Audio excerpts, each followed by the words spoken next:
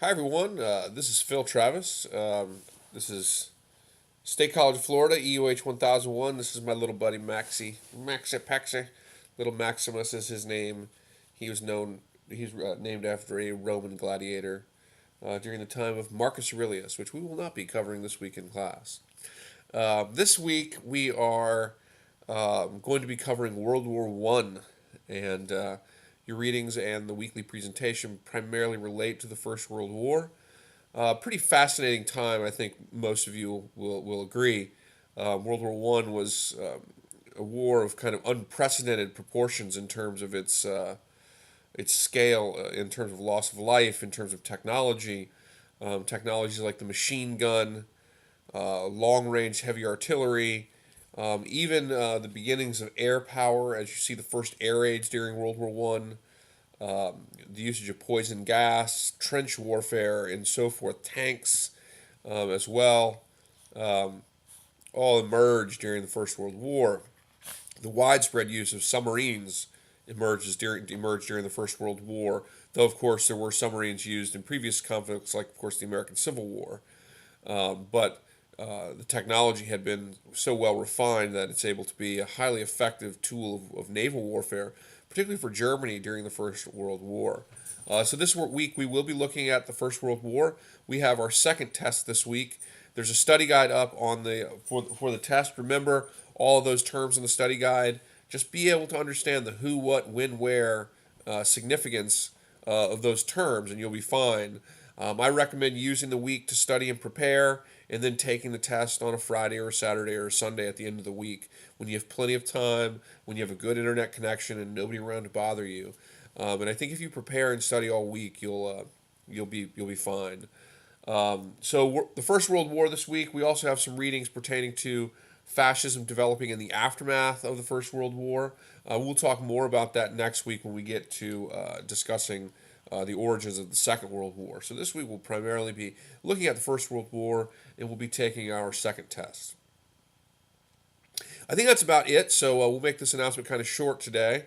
But I want to give you your factoid. Remember, email me the factoid no later than Wednesday by midnight and get your bonus point added to, as Maxi's decided he wanted to move around. Get your bonus point added to a test score at the end of the term. They all add up to what could be as many as 10 bonus points. So it's a good thing to participate in. Just send me an email with the factoid no later than Wednesday by midnight. It just demonstrates to me that you're watching these announcements, you're keeping up with the class early, and it's also kind of fun, because you learn interesting little factoids about the period we're talking about. So this week's factoid is this: at the end of World War One, as World War One came to a close, the world was beset by a flu pandemic, and this flu pandemic was called the Spanish flu. Is usually how it's referred to.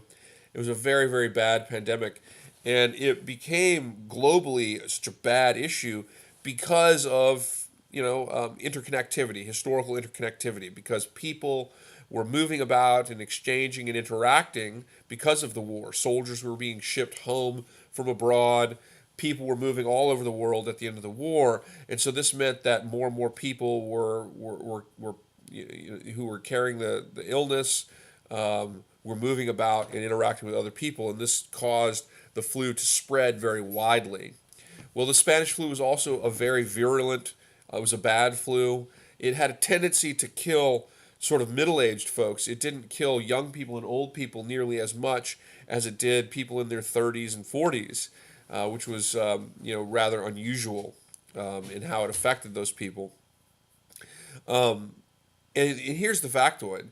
So at the end of World War One, the Spanish flu in the United States, which brought back, of course, by soldiers coming home from war, in the United States, the Spanish flu killed within a year upwards of 1 million people, which to that time was more Americans that had died in all American wars to that point combined.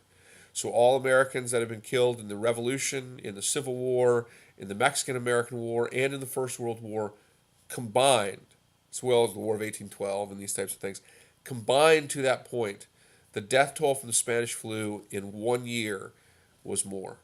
Just over 1 million people died of the Spanish flu in less than a year in the United States. To give you an idea of how bad, in a disease outbreak this was, and how much it affected the United States at the end of World War One. And this very much shaped people's perspectives. The end of World War One was not associated with the sort of celebratory parades that you might remember from or imagine associated with World War Two, the end of World War Two.